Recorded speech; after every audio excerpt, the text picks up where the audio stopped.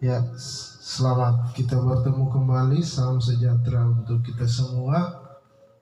Tentunya di pertemuan kali ini, sebelum kita mempelajari materi hari ini, saya mengajak kita sekalian untuk senantiasa bersyukur, berterima kasih kepada Tuhan, karena oleh kasih dan penyertaan Tuhan, nafas hidup, kesempatan untuk kita belajar, kesehatan tentunya, walaupun di tengah pandemi Tuhan masih mengizinkan kita dalam keadaan tubuh yang sehat. Oleh karena itu kita patut mensyukurinya. Sebelum kita belajar di saat ini, kita akan berdoa masing-masing dari rumah atau tempat belajar kita masing-masing. Kita berdoa.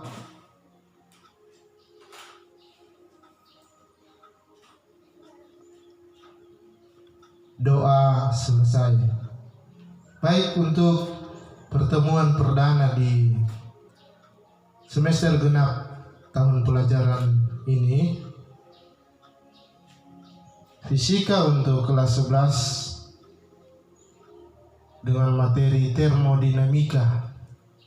Ya, termodinamika.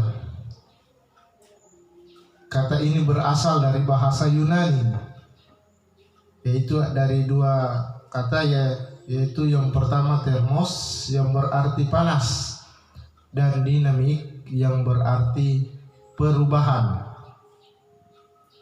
Maka pengertian termodinamika secara umum merupakan salah satu cabang ilmu fisika yang mempelajari tentang perubahan atau perpindahan kalor.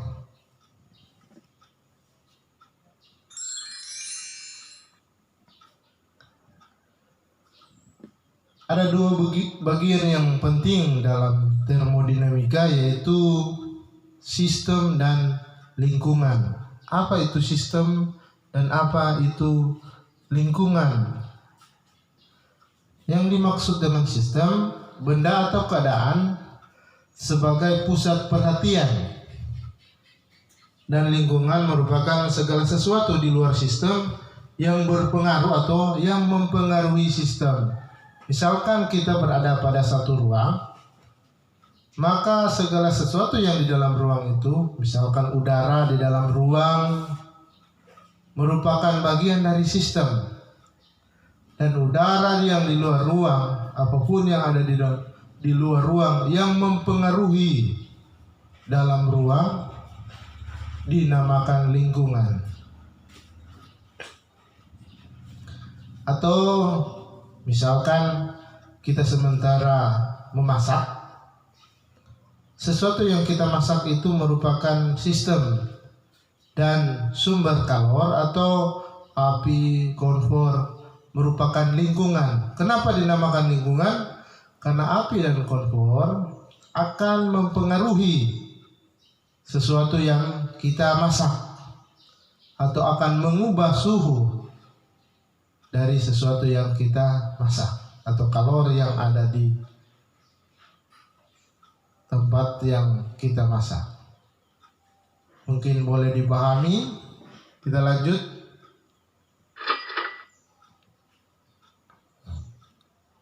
Ya, yang pertama, hukum pertama termodinamika. Bunyi hukumnya seperti ini. Untuk setiap proses apabila kalor dengan simbol Q diberikan pada sistem dan sistem melakukan usaha dengan simbol huruf V, maka akan terjadi perubahan energi dalam dengan simbol delta U dengan persamaan sebagai berikut. Q sama dengan delta U ditambah dengan W. Ya, di mana Q adalah kalor, delta U adalah perubahan energi dalam, dan W adalah usaha.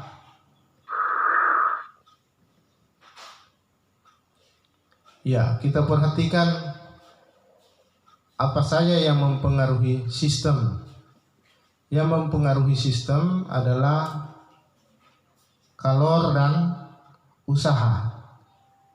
Kenapa ada yang bernilai positif dan bernilai negatif?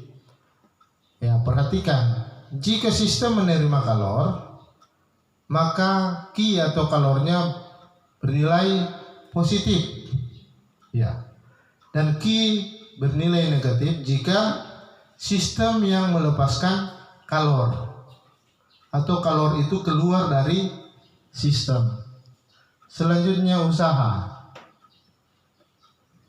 Usaha bernilai positif jika sistem yang melakukan usaha atau sistem yang bekerja, sistem yang melakukan usaha. Dan jika usaha bernilai negatif, sistem itu menerima usaha. Ya, energi dalam bernilai positif, energi dalam sistem itu bertambah, dan sebaliknya tentunya bernilai negatif jika dia berkurang.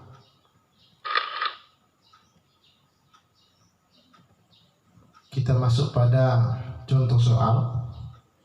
Saya baca untuk kita semua. Jika suatu sistem melepas kalor sebanyak 5.000 Joule, sambil pada sistem tersebut dilakukan usaha sebesar 100 Joule. Hitunglah keadaan energi dalam suatu sistem tersebut. Tentunya penyelesaian fisika selalu diawali dengan diketahui. Ya, diketahui Q sama dengan 5.000 Joule dengan tanda negatif. Kenapa? Karena kalor itu keluar dari sistem. Dengan kata melepas, maka dia keluar dari sistem. Yang kedua, usaha 100 Joule. Kenapa dia negatif? Karena sistem yang menerima usaha.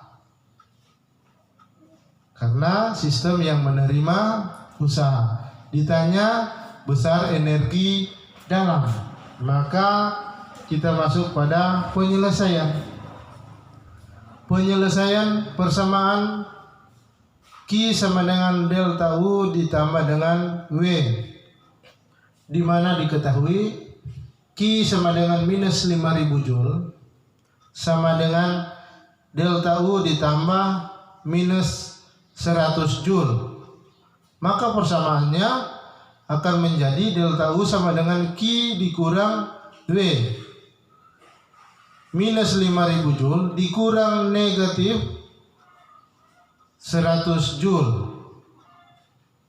atau sama dengan negatif 5.000 Joule ditambah dengan 100. Hasilnya delta U atau besar energi dalam sama dengan minus 4.900 Joule. Mungkin dapat dipahami. Kita lanjut dengan latihan soal. Iya. Perhatikan latihan soal. Saya baca untuk kita semua. Jika kalor sebanyak 100 kalori diterima oleh sistem dan sistem melakukan usaha sebesar 220 Joule, keadaan energi dalam sistem gas tersebut adalah dengan catatan 1 kalori sama dengan 4,2 Joule. Maka diketahui kalornya sekian kalori dikonversi ke satuan Joule. Dan selanjutnya silakan mencoba, dan untuk hasil dari soal latihan ini dikirim ke WA guru mata pelajaran selambat-lambatnya 2 hari setelah jadwal materi saat ini. Demikian diharapkan kita mampu bertanggung jawab dan kita harus mencoba. Jika tidak sekarang, maka kedepannya kita akan tertinggal oleh teman-teman yang lain. Semoga Tuhan menyertai kita dalam segala usaha kita. Kita ketemu di pertemuan selanjutnya.